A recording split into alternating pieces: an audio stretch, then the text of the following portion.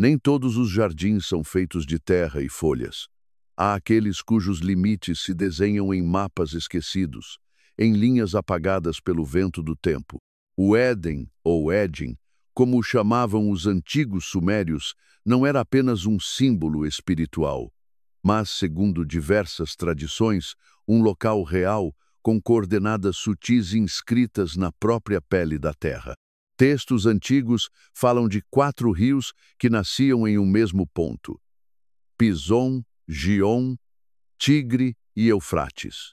2 deles ainda fluem no mundo visível, mas os outros parecem ter se perdido sob desertos, planaltos e memórias.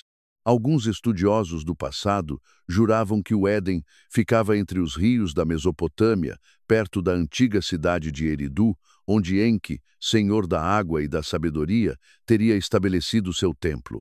Outros, guiados por mapas persas ou por tradições zoroastrianas, diziam que o paraíso estava no planalto iraniano, onde as estrelas pareciam tocar a terra. Mas há algo além da geografia. Uma percepção silenciosa que permeia todos esses relatos. O Éden não era apenas um lugar no espaço, era também uma dobra no tempo, um ponto de intersecção entre realidades, como se o jardim estivesse aqui, mas em outro estado de vibração. O tempo, nesse lugar, não fluía em linha reta. Os que ousaram se aproximar diziam que as sombras ali andavam para trás. E o silêncio não era ausência de som, mas presença de algo mais antigo que a linguagem. No leste, mitologias da China falam de um jardim dos pêssegos imortais, onde os deuses descansavam e as almas puras eram levadas após grandes transformações. Os portões desse jardim só se abriam uma vez a cada 3.000 anos, quando a árvore do centro florescia sob a luz de uma constelação desaparecida. Há uma estranha semelhança entre esse jardim e o Éden. Ambos são vigiados, ambos têm um centro. Ambos prometem algo eterno, mas apenas aos que sabem ver sem olhos.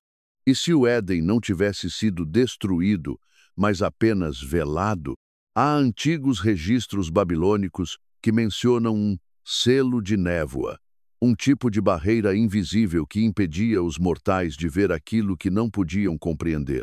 Talvez, após a queda do primeiro homem, esse selo tenha sido ativado, não como punição, mas como proteção. Pois o que havia no centro do jardim não era apenas beleza ou prazer, era acesso. Um ponto de conexão entre mundos, entre vibrações. E esse ponto precisava ser guardado. Em algumas versões do livro dos Jubileus, encontra-se a noção de que o Éden foi elevado, não destruído, retirado da superfície visível e transladado para uma camada superior. Ainda em contato com o mundo físico, mas apenas através de certos ecos, sonhos, visões ou certos lugares onde o tempo age diferente. Como os desertos que fazem relógios pararem, ou florestas onde a bússola enlouquece. Talvez o verdadeiro Éden não esteja ausente, mas camuflado. Na dobra de uma montanha, no espelho de um lago sem reflexo, ou no vazio entre 2 passos dados em silêncio. A pergunta permanece: se ainda existe, por que não conseguimos encontrá-lo? E a resposta pode estar no próprio ato de procurar. Porque o Éden, como o lembravam os antigos sacerdotes sumérios, revela-se apenas àqueles que não o desejam para si, mas para o mundo. E o mundo, por enquanto, ainda não se lembrou de como olhar. Se o Éden ainda existe, mesmo oculto em uma dobra da realidade, então sua entrada também precisa estar protegida. Desde as tradições hebraicas até as narrativas persas, sumérias e indianas, há uma constante: a presença de guardiões entre o mundo dos homens e os reinos do sagrado, criaturas que não apenas defendem um espaço, mas filtram intenções. A Torá diz que, após a expulsão do homem, Deus colocou no oriente do Éden querubins armados com espadas flamejantes que se movem em todas as direções, impedindo o retorno à árvore da vida. Mas o que são querubins? Não anjos com asas douradas e rostos bondosos, ao menos, não na origem. Em textos mais antigos, eles são descritos como criaturas compostas, híbridas, com múltiplas faces, de homem, de touro, de leão, de águia, símbolos de forças primordiais, representando os 4 elementos, as 4 direções, os 4 estados da matéria. Nos relevos da Mesopotâmia, encontramos figuras quase idênticas. Os lamassu, seres colossais com corpo de touro ou leão, asas de águia e rosto humano. Colocados à entrada de templos e palácios, eram considerados protetores entre mundos. E mais do que isso, sentinelas do tempo. Acreditava-se que conseguiam ver o passado e o futuro ao mesmo tempo. Por isso, nenhuma mentira podia ser dita diante deles. No Egito, os esfinges assumem papel semelhante. Guardam o conhecimento oculto, mas só revelam ao digno. Na Índia, os Dvarapala vigiam a entrada dos templos com semblantes ferozes. Não para assustar, mas para barrar o ego que tenta entrar disfarçado de devoção. E se todos esses guardiões forem variações do mesmo princípio, talvez não existam para impedir a entrada no paraíso, mas para lembrar que só entra quem já não deseja passar. Nos registros gnósticos, há menção a um vigilante do portal que habita entre as esferas celestes. Um ser que interroga o viajante interior antes que ele alcance os planos mais sutis. Ele não faz perguntas com palavras, mas com espelhos. Mostra ao buscador a si mesmo em suas múltiplas formas.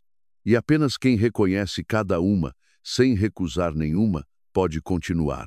No sufismo, essa travessia é simbolizada por 7 vales, cada um vigiado por forças que não podem ser enganadas. O coração que mente sobre suas intenções nunca passa do primeiro vale. No Oriente, há uma lenda sobre um portal invisível que aparece apenas ao som de um nome que ninguém mais lembra. Esse nome não é dito, é lembrado. E o som que o revela não vem da boca, mas da memória. Os querubins que guardam o Éden talvez não estejam parados diante de um portão de pedra.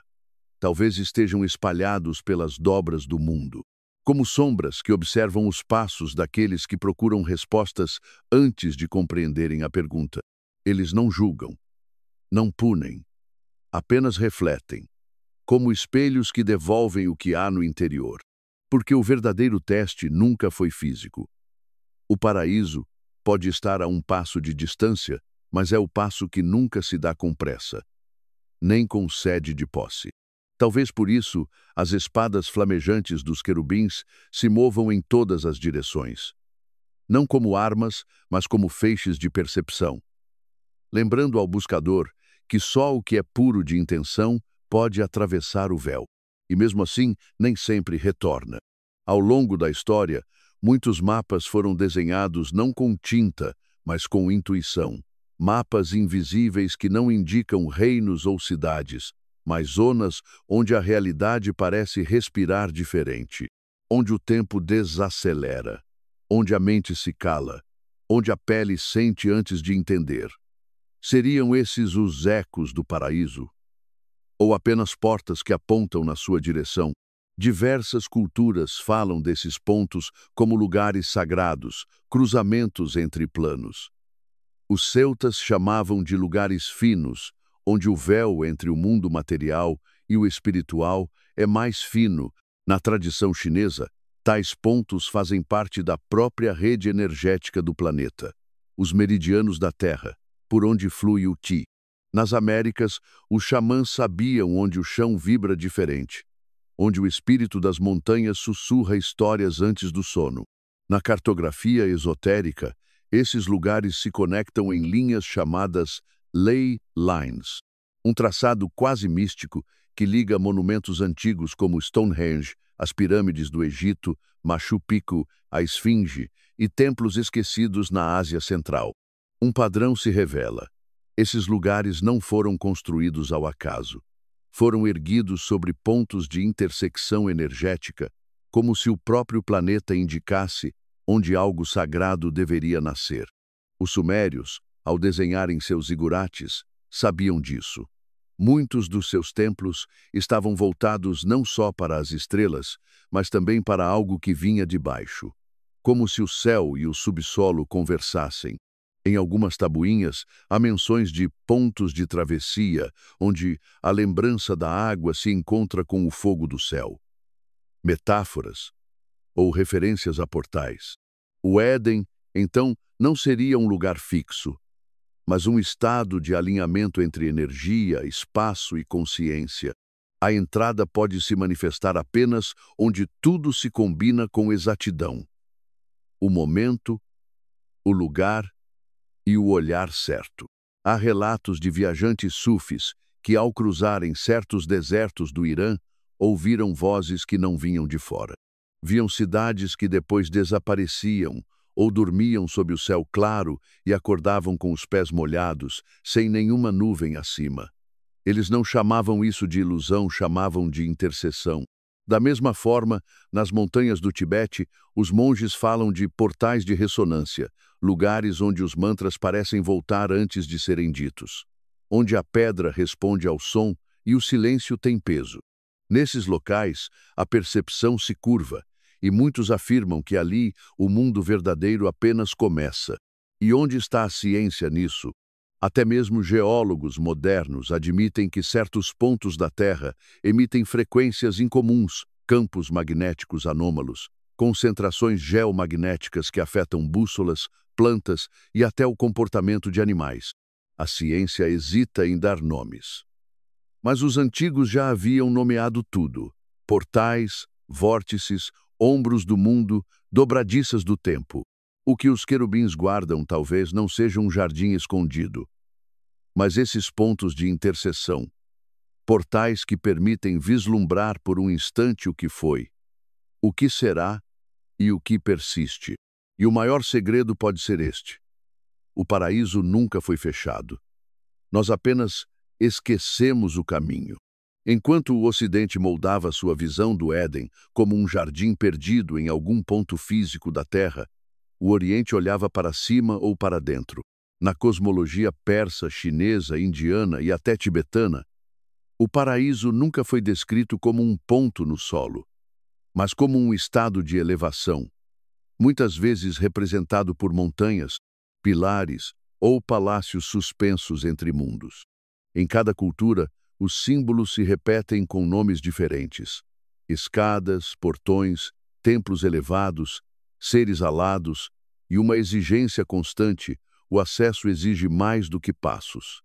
Exige transformação. Na antiga Pérsia, o Monte Alborz era considerado o eixo do mundo, uma montanha que conectava a terra ao céu e ao mundo inferior. Seu cume não podia ser alcançado por homens comuns, pois era protegido por seres de fogo e vento. A narrativa lembra os relatos hebraicos dos querubins de fogo que guardavam o caminho da árvore da vida. Já na Índia Védica, o conceito do Meru, a montanha sagrada, surge como o centro cósmico do universo. Ao redor dele giram os céus, e no seu topo moram os deuses. Ele não é apenas geográfico, mas uma representação da consciência suprema, onde o humano se dissolve no eterno. Textos antigos descrevem o Meru como invisível aos olhos comuns, acessível apenas durante certos rituais ou estados mentais. Uma das descrições mais intrigantes diz que o Meru não aparece no mundo, ele aparece no homem quando o homem deixa de ser apenas corpo. Essa linguagem simbólica ecoa as tradições místicas do taoísmo, onde o caminho não está fora, mas no alinhamento com a natureza invisível do universo. O Éden oriental, portanto, não precisa ser reencontrado. Ele precisa ser sintonizado. Nas rotas da seda, entre Kashgar e Dunhuang, surgiram registros misteriosos, monges que falavam de portões celestes, visões de templos entre dunas e sons que vinham de salões vazios no meio do deserto. As cavernas de Mogal, por exemplo, são mais do que um complexo budista. Seus murais mostram cenas de figuras ascendendo por escadas de nuvens, cercadas por guardiões com rostos de leão e olhos flamejantes. Muitos pesquisadores os compararam a imagens ocidentais dos querubins, seres intermediários entre o homem e o divino. Na tradição chinesa, os portões não estavam apenas em montanhas, mas também em palácios celestes, como o lendário Palácio de Jade, descrito nos textos do Tao. Ele é cercado por camadas de portões, cada um protegido por seres espirituais que testam não a força, mas a clareza da alma. Há também o conceito do Xian, o ser imortal, que alcança a sabedoria e atravessa o portal das nuvens para viver entre os deuses. Não há armas, nem batalhas. O acesso é obtido por refinamento interno, silêncio e disciplina. Mas como essas visões orientais se conectam à ideia suméria de Éden? Tabuinhas encontradas em Uruk mencionam um lugar elevado onde a água toca o céu. E o céu desce em forma de som. Alguns estudiosos acreditam que se referem ao Etemenanque, o zigurate dedicado a Marduk.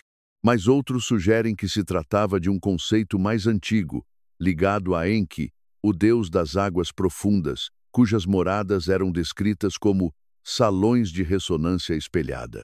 Esses salões não eram templos físicos, mas estados de percepção onde se ouvia antes de ver, onde a lembrança moldava o que se via. E é nesse ponto que o mito oriental encontra seu espelho mesopotâmico. Ambos falam de locais em que o humano se confronta com o que não pode controlar. A lembrança ancestral, a linguagem que antecede o som, os guardiões que não matam apenas devolvem o que o homem tenta esquecer. Nas crônicas dos alquimistas árabes, há menção a uma cidade invisível ao olho impuro, onde os nomes voltam a si mesmos. Localizada teoricamente entre as montanhas do Irã e as estepes da Ásia Central, essa cidade só se revelaria a quem tivesse apagado os nomes do ego. Os portões eram guardados por seres que não falavam, mas emitiam símbolos, figuras geométricas flutuantes, que se ajustavam conforme o pensamento de quem olhava. Eram chamados de guardas do reflexo. O nome lembra a descrição dos querubins, que, segundo Ezequiel, mudavam de forma conforme a direção do espírito. A semelhança entre os mitos orientais e os vestígios mesopotâmicos levanta uma hipótese ousada.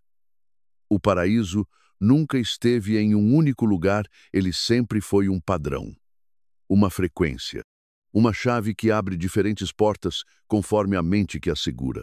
E se os portões do Éden não estivessem perdidos, mas espalhados, e se os guardiões não estivessem proibindo entrada, mas esperando que o homem se lembre de como chegar, a sabedoria oculta nas rotas do Oriente, seja nos templos da Índia, nas cavernas da China ou nas escrituras do deserto, parece repetir o mesmo segredo com palavras diferentes.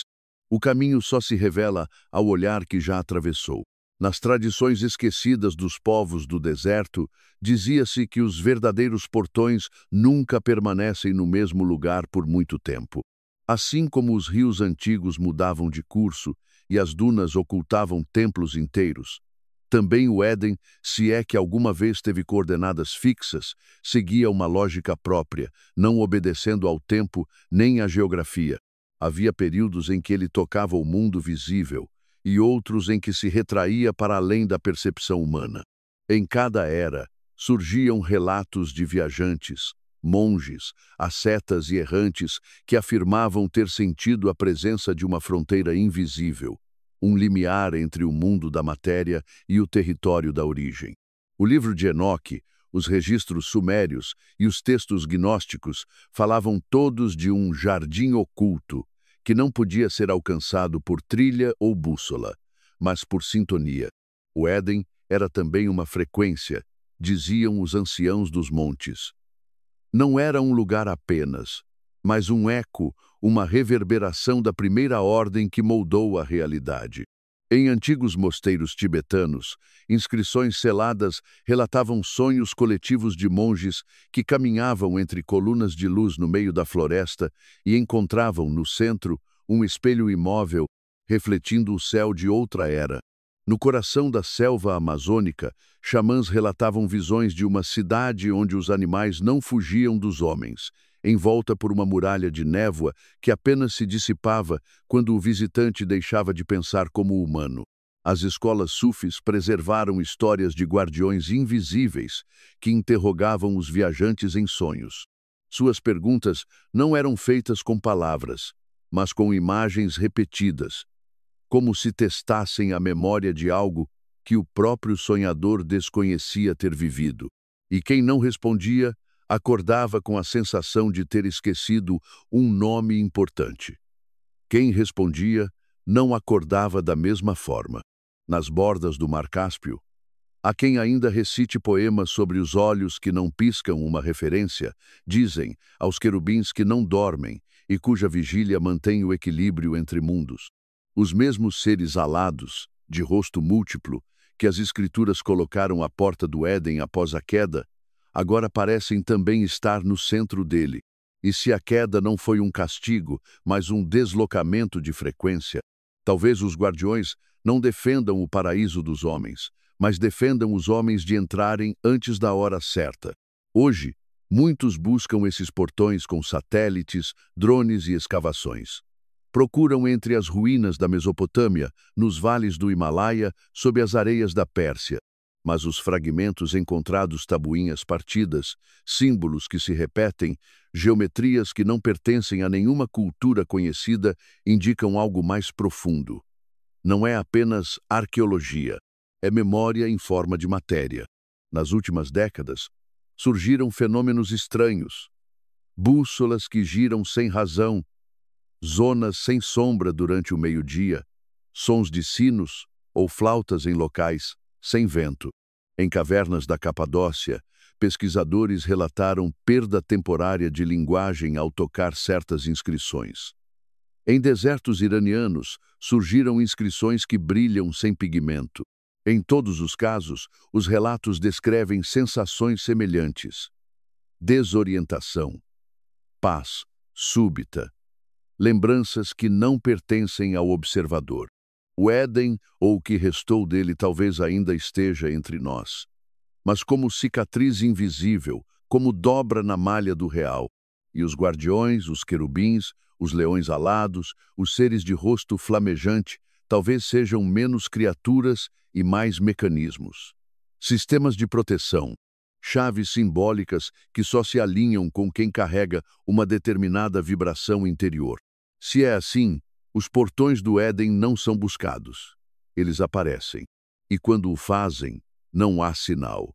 Apenas uma leve mudança no ar. Um silêncio mais denso. Um momento em que o tempo parece desacelerar.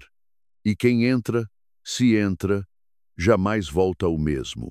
Há peregrinos que não voltaram. Há aqueles que voltaram calados. E há os que voltaram e tentaram traduzir o que viram, mas não com palavras. Suas obras são música, geometria, arquitetura sagrada, porque o que está do outro lado não se descreve, apenas se recorda. O Éden não é o passado da humanidade, é seu esboço, seu projeto inicial, uma lembrança que persiste como tatuagem no barro.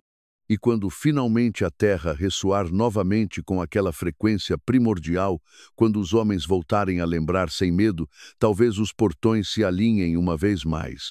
E nesse instante não haverá anjos com espadas flamejantes. Haverá espelhos, e cada um verá apenas aquilo que carrega consigo.